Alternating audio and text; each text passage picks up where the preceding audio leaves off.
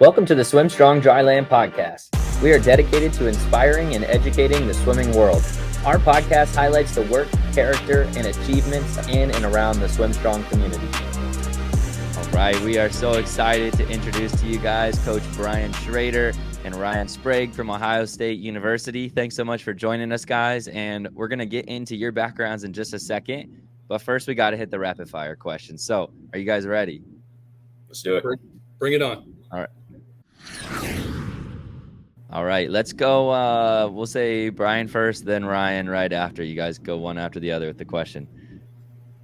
First question, what was your favorite movie as a kid? Gotta say, I'm an OG Star Wars guy. So, Star Wars #1. Love it. Yep. Probably Rocky 3 or Rocky 4. Oh, which one? Rocky 4. Good kid. That's a good pick. I like that. What would be your walkout song? I just want to celebrate. Okay, nice. I gotta figure. I gotta get the group on that. We might have to come back to that.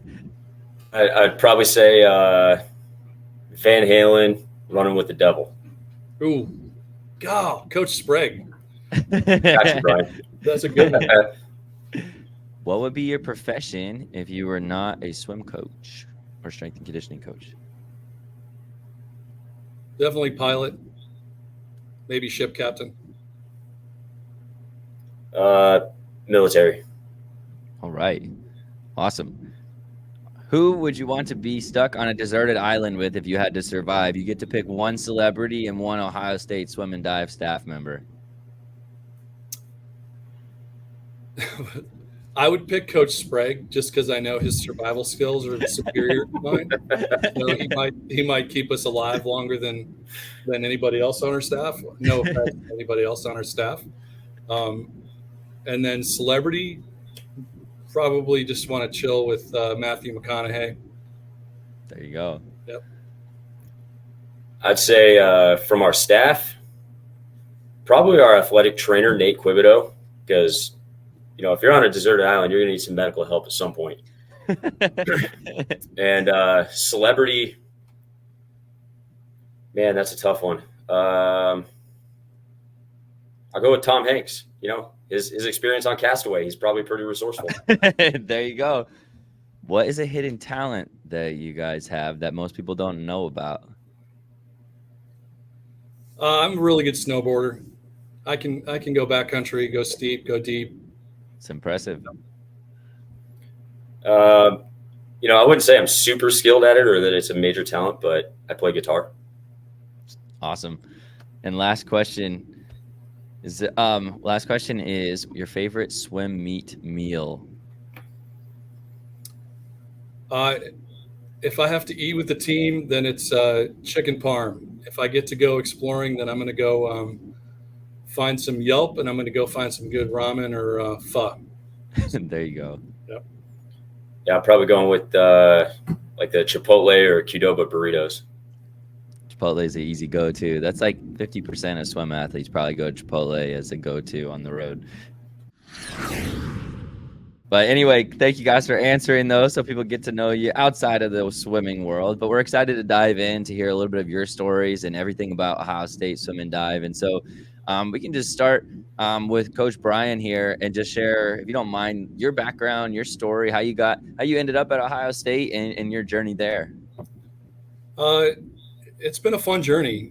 I've been associated with some great fun programs, and I got my master's in undergrad at the University of Texas, and getting to learn from Eddie Reese and have connections with him throughout my career has just been so beneficial to me as a person and a coach.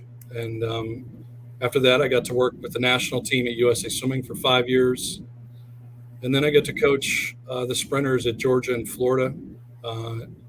We got to pick up an NC2A title or two at Texas, and then again at Georgia with the women. Then I moved on to a head coaching gig at the University of Denver. And from there, built up a pretty darn good mid-major program, and then went on to coach with the Cali Condors in the ISL. And I've known Coach Bill for a long time. We were roommates together at the 2003 Pan American Games. So we've always been, we've always kept in touch. We like to talk swimming. Bill's always somebody that I've sought out on deck because I just enjoy his humor and his personality and how he likes to do things. So those connections, I think, just led to a talk when he had an opening and just felt good. So That's awesome. Been here a year and it's been a good fit for me and been fun. That's awesome. Ton of different experiences there that I want to ask you a little bit about in a second. But Ryan, can you share a little bit of your background? Yeah, absolutely. Mine's quite a bit different. You know, I went in the military right after high school. I joined the Marines. And so that's where my answer to your rapid fire comes from is wow. If I wouldn't have found Thank you for your service. I probably would have went back. I appreciate that. Thank you.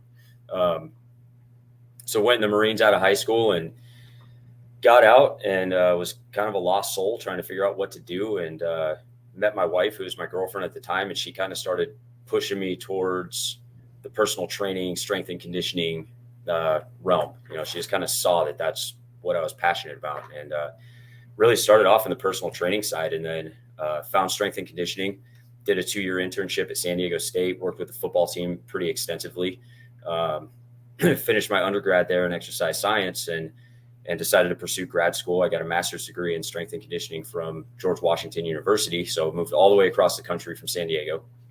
Did an internship while I was out there with Maryland football, and then another internship out here at Ohio State with the football program, where Mickey Marotti is the head of our strength and conditioning department here and is regarded as arguably the best in the industry. And so I had an opportunity to learn from him. And once I graduated with my master's degree, I got a call from Pitt asking if I was interested in a position working Olympic sports, which was not what I thought I was going to do. It was softball, track and field, and swimming.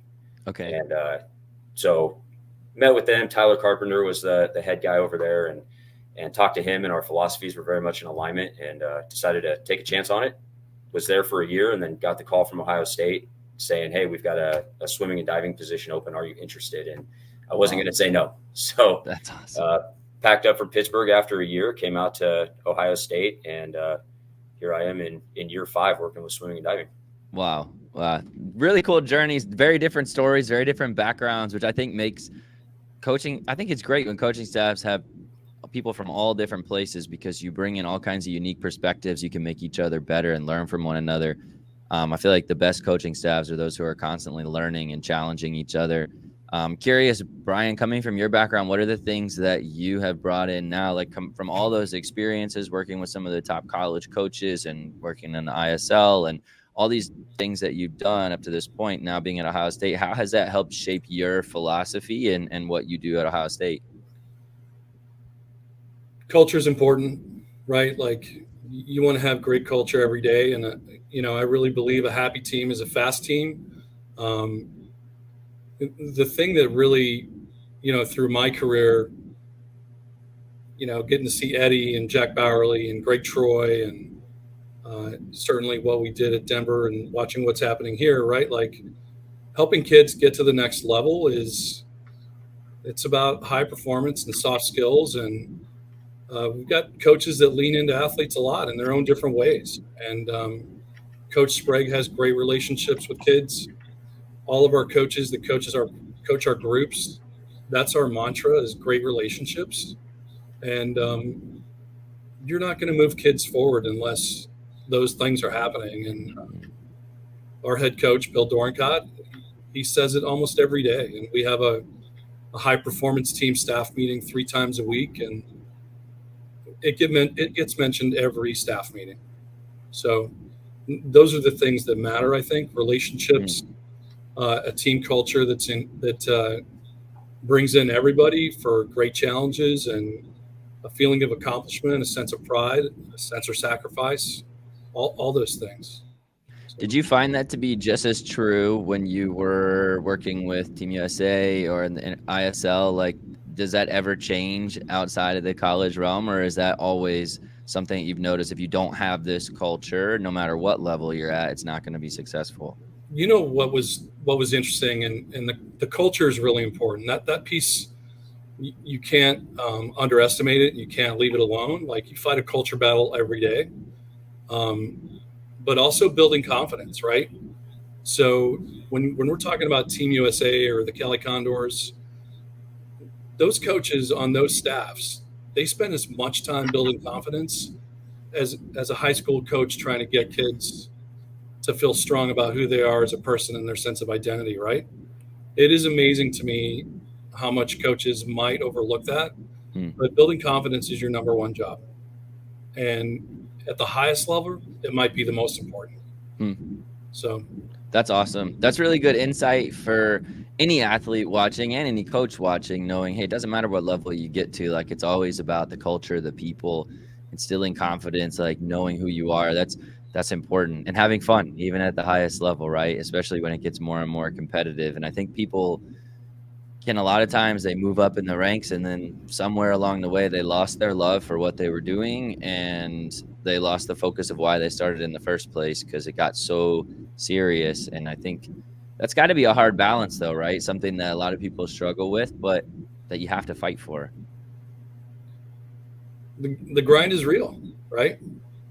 Grind is real. And so, to have a staff around us like Ryan and our head trainer, Nate, they are programming as much recovery as they are performance.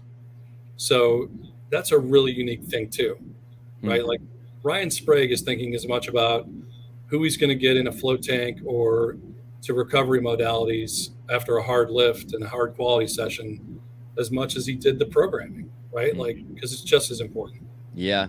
That's awesome. That's something we preach a lot with SwimStrong, is the recovery, the injury prevention, the mobility, the little things that you don't think about. And then, of course, the nutrition and wellness and mindset and all those things. But specifically from a dryland perspective, I love hearing that. And it's a perfect segue to asking a little bit about your philosophy, Ryan, as a dryland coach, coming from more of a football background in not even thinking you were going to be involved in the Olympic sports. I can relate 100% to that, because I wasn't a swimmer growing up.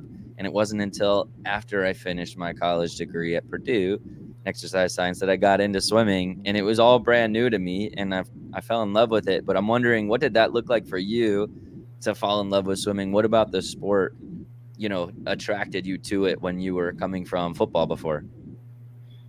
Yeah, it's I've grown to love the sport, right? It's one of those that I kind of looked at and was like, swimming, I don't know. I don't know anything about it. I never competed as a swimmer. There's so much going on that I don't understand. And I'll say our coaches have done a phenomenal job of educating me as well as our athletes. The very first swim meet that I went to with the team, we went down to Texas A&M my first year here, and I warmed up the team, got them ready to go. They're in the water, and I'm kind of standing by myself, and Bill came over and stood next to me and just started pointing out different strokes. Like, okay, this is a butterfly stroke. Watch lane 5. That's what a good butterfly looks like. Watch lane 7. That's what it shouldn't look like. Breaking out the differences in a breaststroke kick, because I had no idea. He's like, watch what their legs do. This is the motion. Here's the hip flexion and the internal rotation. Now they're snapping their feet together. And he's just started breaking things down for me piece by piece and helping me understand. And that's kind of where I was like, okay, the strokes aren't all the same. They don't all have the same needs. Yes, strength is general, and that's the way people tend to look at it, is, strength is a general quality that we can develop, which is true. But then there are different needs based on strokes for what's going to help them perform their best. And so as I've gotten into the sport, the competitive side of it started coming out too. I started seeing how competitive swimmers actually are and how bad they want to win. And if it's a best time by 0.02 seconds, how much that matters. And that's where I really started getting sucked into it and started really getting into it. I'm like, okay, this is a highly competitive sport. I love this. This is my type of sport right here. So and it's just that makes sense. No, that makes perfect sense. And when every little detail matters and you're focused, you're a very process driven person who's thinking about all these different ways in which the biomechanics of the sport work, and where you can gain that extra 1/100th or 2/100ths of a second, it gets even more fun, especially if you have that competitive mindset. So and talk about, just working with the collegiate athletes and kind of how important it is to be on the same page with them, with buy-in for, hey, this is how it, sometimes people don't know how it translates specifically to the water. More people are learning a lot more and understanding the importance of dryland. But is that something you guys do a lot? Educate on, hey, this is why we're doing this, so that they have, more internal motivation? All the time. Yeah, all the time. There's constant communication about what we're doing, why we're doing it, how it's going to help them, what the transfer is going to be, even little things, when they're doing a power clean and fixing their foot position and explaining to them, your feet are outside your shoulders. When are you ever going to be in the water and your feet are outside your shoulders? If you flip at the wall and your feet are that wide, you're in trouble. You're in trouble. Right. And so getting them to fix their foot position and thinking about how that translates directly to their sport. Put your feet under your hips, not under your shoulders. Right. You're going to get much more force production, a lot more power. It's going to help your starts. It's going to help your turns. It's going to help your underwater kicks. So just relating as much back to the sport as possible so that they understand, okay, this is how it's going to connect. This is how it's going to help me. And then you start seeing they just kind of start going with things after that. After a while, the questions kind of stop coming up of why are we doing this? Why does this matter? Because then they start to just trust your thought process. Yeah. That's awesome that you spend the time to talk about those things, and even the specific example you use. Because when you mention something like that, they can make the connection. All of a sudden, they're a whole lot more inspired and motivated within themselves to do the work. And that trust factor is huge, because anything you believe in, you're going to work a lot harder than if you're like, why are we doing this? So I love that education is a huge part of that. Well, I think that's a big part of it too, is the belief piece, right?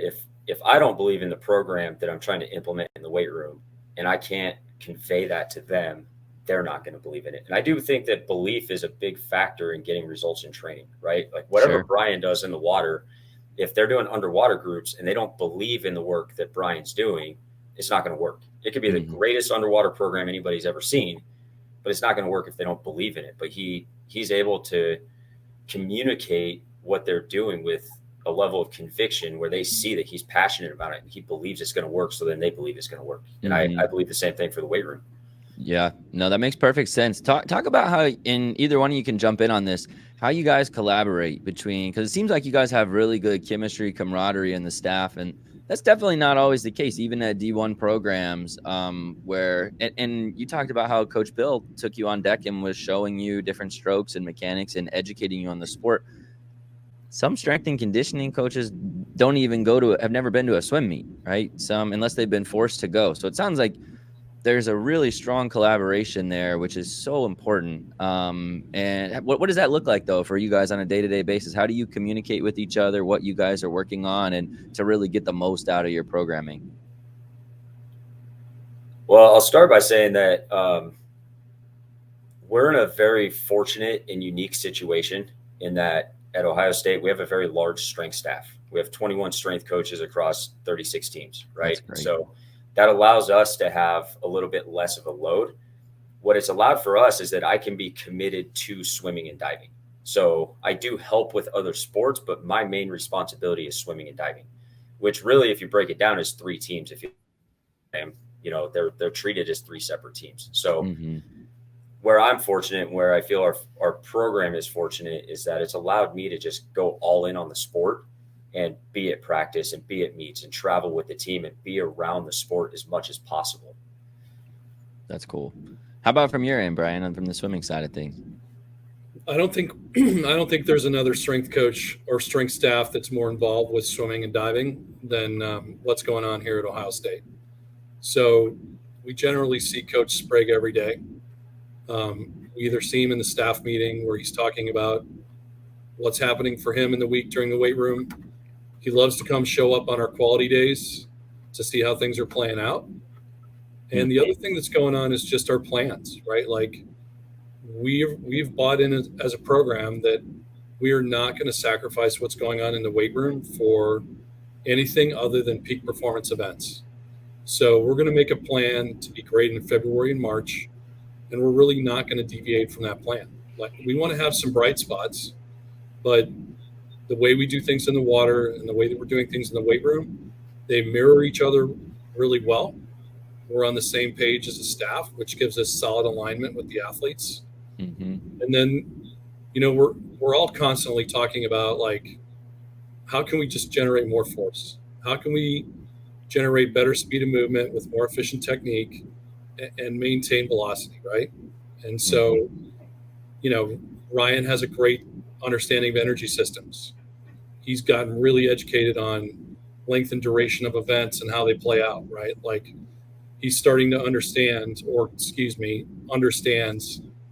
how events might play out with power, speed, using your legs, tempo driven events. Like it's really kind of falling into place as far as how we're all understanding how to make people fast. Yeah, that makes sense. And being able to, I think that's a pitfall of not just college teams, club teams, and any team in any sport, really. If there's a lack of communication between people who have different specialties, right? You have a strength and conditioning expert here in Ryan, who's dedicated and passionate about the sport and his profession, and then dedicated swim coaches like yourself, Brian, on the Ohio State staff, and you guys all have amazing things to offer. But a lot of times you'll have, here's your strength and conditioning program, and we really believe things should be done this way. And then we have our swim program, and we really think it should be done this way. And then instead of working together, there's like a tug of war, and it should never be like that because it's not about the coaches, right? It's about the athletes. So how do you guys work together to get the most for the athletes? And so,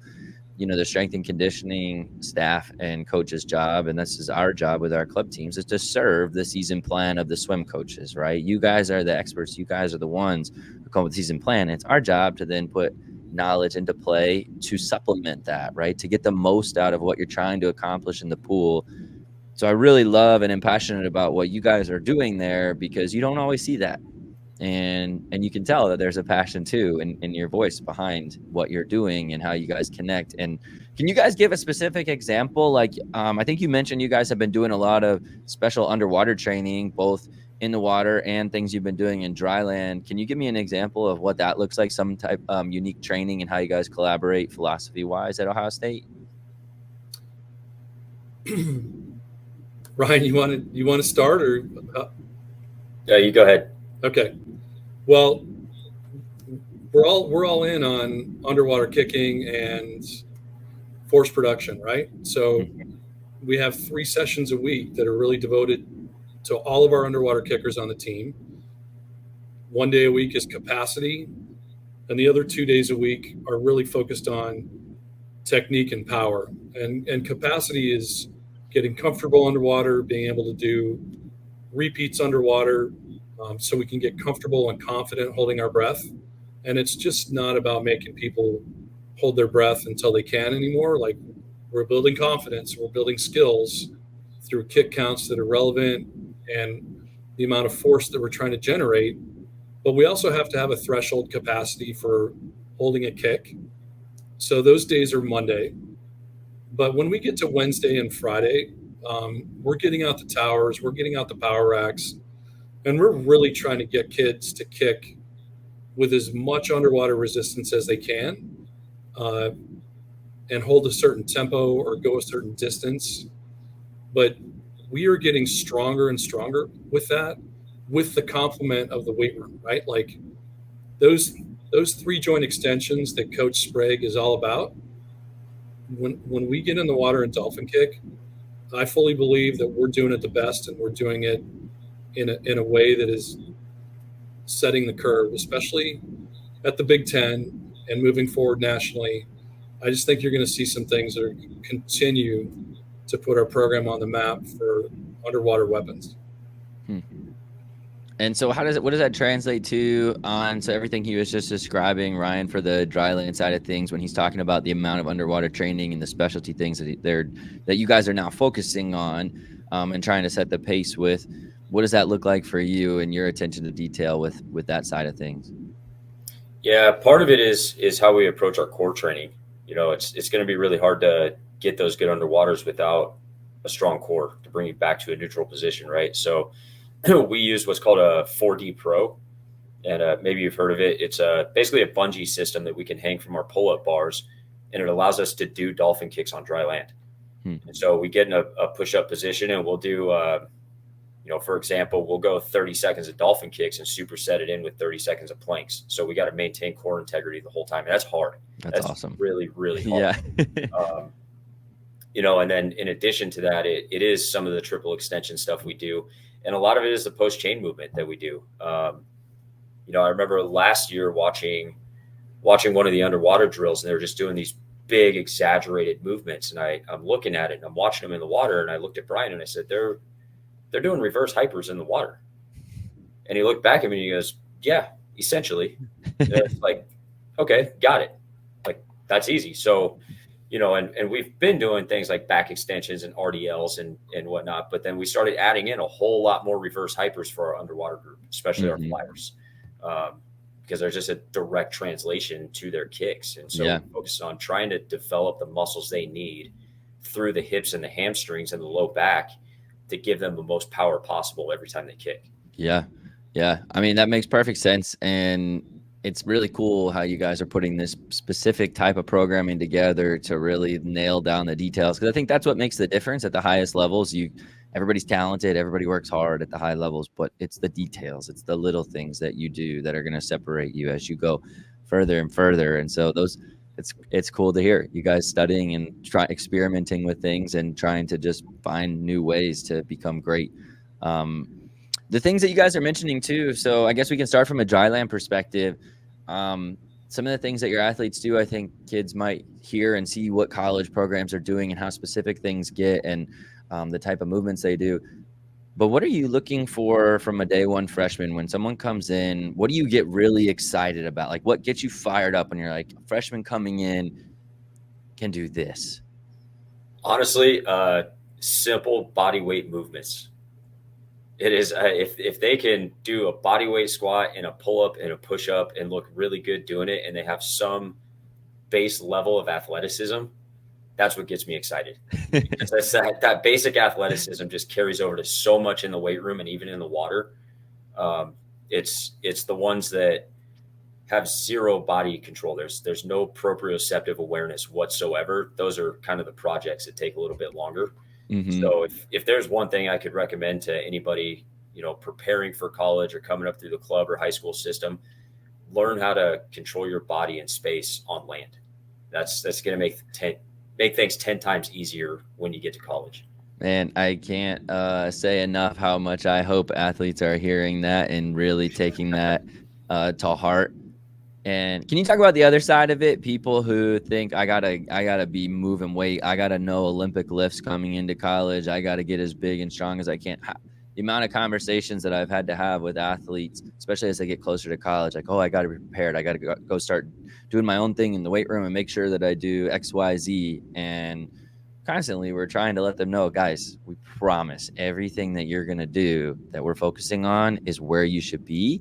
And it's going to prepare you for the college level to continue to get better and better and better. You can't skip steps, but I understand the desire because you see things on social media. You see what college kids are doing. You see what is happening at the pro level and on Instagram and all that. And if I'm way off base here, correct me for sure. But what have you seen the other side of that, or anything you could say to someone with that type of mindset? Yeah, I have seen that, and sometimes it works out really well. Sometimes. They come in, they move well. They've had a great coach that's taught them how to do things. The flip side of that is that sometimes really bad habits are developed, and it's hard to break those bad habits. You know, if you learn how to do snatches at a CrossFit gym, you may have had a really great coach, or you may have had a really bad coach. Mm-hmm. And your snatches might look really bad, and you're not getting full triple extension, and you're not catching the bar well, and you might not even have the mobility to do an overhead squat the right way. So why are you doing snatches? Mm-hmm. You know, and then we got to break those habits, and we got to take steps backwards before we can start moving forward again. So for me, my preference is almost that they haven't done any lifting coming in, or if they have, it's just been very basic, like mm-hmm. squat, bench, deadlift, pull-ups, mm-hmm. and that's it. Because at least then there's somewhat of a foundation. It's pretty easy to fix things that might not be perfect. But as far as the Olympic movements, I want to start all of my freshmen and even my transfers from square one. I'm starting with the stick and keeping them in a separate group. We're teaching them how to hip hinge, and then we're teaching them how to get into triple extension, and we're teaching them how to overhead squat with a wood dowel. And then after a couple of weeks of that, we'll progress them to a bar. And it's a slow cook process, but I would rather take my time with it and do it slowly and have them be very proficient in it, because then the strength will come with the technique. That's awesome. I love it. I love the philosophy. I love the approach. to the development of an athlete and of a swim athlete. And preaching about athleticism is so important. We don't want you just to be swimmers, right? We want you to be athletes who swim. And if you do that and you take the time to do that from a young age all the way up through college, you're going to just keep getting better, right? We don't want you to peak when you're 15, 16 years old. We want you guys to be the fastest you've ever been when you're ready to be done with your career, not when you're a club swimmer. But no, thanks for sharing that insight. That's awesome. And how about on the swimming side of things? What are you looking for when you're recruiting people? Obviously, everybody can see times and, at national championship meets and all those things. But Ryan, what do you look for in terms of like technique? What's something you're like, hey, this is a swimmer that I can work with, or kind of the top 2 or 3 things that you're like, that's someone we want? Well, we're definitely looking at underwater kick right now, right? We want to see somebody that looks fluid underwater. So we're looking for that. I'm looking for soft hands, long strokes, right? I don't want to see a lot of crashing. It's pretty old cliche, but somebody that's making it look easy. Like they may be looking smooth, but all of a sudden, holy crap, that kid just went really fast. So, and then improvement curves, you love to see the underdog that jumped out of the heats at juniors and might be getting his first, second swim, and not necessarily in the final heat, right? Like somebody that's all of a sudden popping up in the seed final and getting that new sense of exposure and confidence. So yeah, all those things. And we talk to coaches and parents, right? Like we want kids that are still hungry, kids that are coming on, and yeah. How do you guys, when you're recruiting outside of, I love some of the things that you just mentioned that you're looking for, what would you say to the athlete who maybe isn't popping yet at junior nationals as a sophomore or junior in the heavy recruiting period, and then senior year, they're really wanting to make their mark? How do you spot like late developers, people who have that mindset, people who, is that something that Ohio State does look for, like diamonds in the rough to develop, or what is your guys' philosophy around that?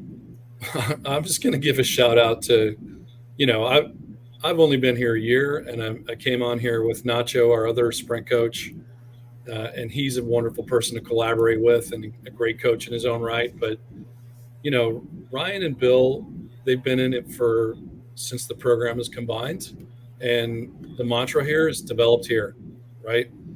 We're not maybe getting the best recruits in the top 50, but the kids that we're getting are ending up in the top 50 or top 25 or top 10. And that's a testament of just what's happening here for a 4-year plan, for a season plan, for athlete development.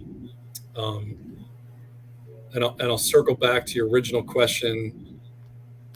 We just like to make sure that kids have great technique, and we trust on the coaches that have sent kids here before. We trust coaches' opinions. We love to see video. Like to see video for practice or above water, underwater shots. Hear about sets, right? Like a kick set. We find out somebody's a good kicker, regardless if it's underwater or over the water. That's probably a good indicator for us that they're going to move through our program pretty well. That's awesome. And also move into Division I pretty well, because it's not, you really can't do much if you don't have a great kick, right? So yeah, I love that you guys are focused on that. And on the outside of like philosophy and kind of training methods, what is your guys' favorite thing about coaching at Ohio State? What do you love about the program? What do athletes have to look forward to if they're a part of the Ohio State team culture? I would say that probably is my favorite thing about it, is the culture that we have. It's the coaches, the athletes, the support staff, everybody. Bill and Brian and the rest of the coaching staff, they make me feel like I'm a part of the swim staff. They treat me like this is where I belong. I'm not support staff, strength and conditioning. You're off doing your thing over here. You're just here to support us. They pull me in and say, no, you're a part of the swim staff. And they do the same thing with Nate, our athletic trainer, and the rest of the support staff that we have. It's like, if you're involved with the swimming and diving team, you are a part of the swimming and diving team. And it's really awesome. And it allows us to build just great relationships with the coaches, with the athletes, with the rest of the support staff, because we're around each other and interacting all the time. It's first of all, there aren't very many places like Ohio State with the resources, right? So as a coach, it's intense and such a gift to be able to work at a place where, hey, we want to get underwater camera units out for every group. How many do we need? 7? All right, we're getting 7 that week. That's awesome. That's how it works, right? St. John's Arena, we need more space for Olympic sports weightlifting. All right, we're going to convert a 14,000 seat basketball arena to a weight room. I mean, it's not happening like that anywhere else. And then we have all the other things: nutrition, sports medicine, sports psych, student athlete academic services, strength and conditioning. And we talk about our circle of care. I find it extraordinary that we're sitting in a staff meeting and Ryan and Nate, they're going to coordinate performance meetings with every athlete on the team. And they're going to talk about, like, this was our prep phase. We just got done with phase 1. So we're going to share data with them and talk about where we need to be better. So we're looking at all their Oura Ring data. We're looking at polar heart rate data. We're looking at nutritional data and how they can be better in that scheme of things moving forward, because we're changing our schedule, right? Like, now we're going to break into groups and the training load is going to increase. So is the intensity, as well as academics, right? Like, we're rolling forward through a really busy time in their lives, but asking a lot of them for peak performance. But we want them to know there's a plan and how they can be better and how we can support them being better. I mean, it's unlike anywhere I've ever been. That's cool. And that says a lot, because you've been to a lot of different places. So I have. And I don't take that lightly. Yeah. As far as just Ohio State and Columbus, it's a sweet town, right? It's a big little town and there's lots to do. And the community's all about the Bucks, right? Oh, yeah. And it's insane. Like, I spent a lot of time in Europe this past summer with our athletes. And, I got a bag tag that says Ohio State on it.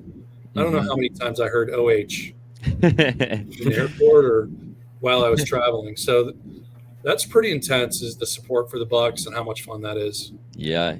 I experienced that firsthand on the other side. When I was at Purdue, Ohio State would come to play us in football and half our stadium would be red. And I was like, you got to be kidding me. How'd they get all these tickets? It was like a home game in West Lafayette. And, you hate it when you're against them, but you also are like, that's amazing. If it was your team, you'd absolutely love it. And so I was like, that's awesome.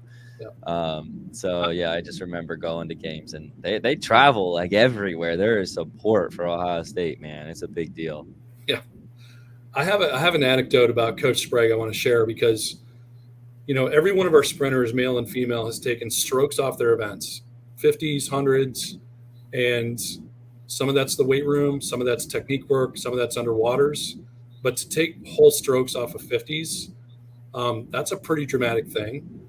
But also to maintain tempo and strength is a dramatic thing. And when Nacho and I started, we kind of revamped what was going on here when we made it our own program. But one of the things we did was the Power Rack program.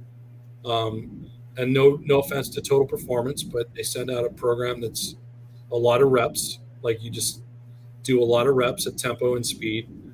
But we asked Coach Sprague to take a look at it, and we're like, we think it can be better. Let's make a max. Let's test maxes on these power racks and then periodize it like we would the weight room. So we did. And I think that's having dramatic impact on what we do. And it's just another example of what we're trying to do. So, now we're doing reps at percentage max and also holding tempo, right? So I'm giving away all the secrets, but it's part of the magic sauce, right? So it's pretty fun. No, that's awesome. It's cool to hear that and hear you guys speak about each other and the different things you're doing, and how it's not about who's coming up with what. It's just what can we do? What can we do to be better? What can we do to take this thing to the next level? And you mentioned too, I do want to ask about this, the weight room in the old basketball stadium, right? Is the old basketball stadium correct? Yeah. And I saw you sent a video of it, and I thought this looks like, an Olympic trial setup. I was like, oh, is this for like a one-day event that you guys are doing, like and turns out that's not the case at all. I just wonder if you could share a little bit about the weight room setup and what you guys have going. Yeah, we're, first of all, extremely fortunate. Like Brian said, you ask for something and you've got the support from administration around here that they make it happen. And so during COVID, obviously everybody got shut down and weight rooms were closed and nobody could train. And then we started having a light reopening of things. And we have so many sports and so many athletes. We have about 1,100 athletes on campus and only so many facilities for them to train. So what happened was our athletic director, Gene Smith, allowed us to convert the old basketball arena into a weight room. And so we took a lot of our smaller auxiliary facilities, took them apart, moved all the stuff over, and built a weight room out of it. Put all of our racks 10 feet apart and spaced it out and built a perimeter. And it was a difficult environment to train in. It was tough to keep the energy up. And I think everybody got a whole lot better in that setting. But it allowed us to train through COVID. And it put us in a safe environment. And I do believe it gave us an advantage over the rest of our competition. Nobody else was training. You heard about Team Up North, as we call them, getting shut down every 2 or 3 weeks. They couldn't train. And we were going. I think we got shut down one time right in the early stages. We were only about a week in. And then after that, we were just able to keep training through. And it was because we had this awesome space to work with. And so once all the COVID protocols lifted, everybody realized we had a really great situation. Now swimming and diving, all of track and field, women's ice hockey, synchronized swimming, and some of these other sports that are competing for time slots in our other facilities didn't have to compete for time slots anymore. And so we were told to keep it as a weight room. Let's get some more equipment in there. So that's what we did. And that environment, really, we had to protect the basketball floor for the last 3 or 4 years. And so there was just big planks of, it's called masonite. It's kind of like plywood over the top of the floor as a double layer. And so we weren't allowed to drop weights. We weren't allowed to use dumbbells over 85 pounds. And so we had to be really safe with everything and careful with everything. And so just this past summer, they actually redid the floor for us, and they put in actual rubber weight room flooring, and they did a bunch of turf in there for us. And so we can push prowler sleds, and we can do circuit work, and we can go right into the weight racks and start squatting and doing what we need to do. And, run our dynamic warm-ups beforehand. And we've just got this big, awesome, beautiful space now where at the moment we've got 18 squat racks. We're going to have 27. Jeez. You've got this huge turf space, and it's in a really cool setting. You're in an arena, which is pretty awesome. Yeah, that's so cool. I'm excited for people to see pictures of that if they haven't already. But that's incredible, and the lengths that the school went to help you guys be set up to continue to succeed even in challenging times. And well, I do want to wrap up, but I want to just ask you guys one more thing. For any athletes who are watching you right now, if they're trying to decide between schools, what is your elevator pitch for Ohio State? Why is Ohio State different or unique from anywhere else that they could go? You want to go, Ryan? You want me to go? You go ahead. Got a championship tradition. The women have won 4 in a row. It doesn't look like we're slowing down. Come win a ring and you're a female, come to Ohio State, man. We got it going on.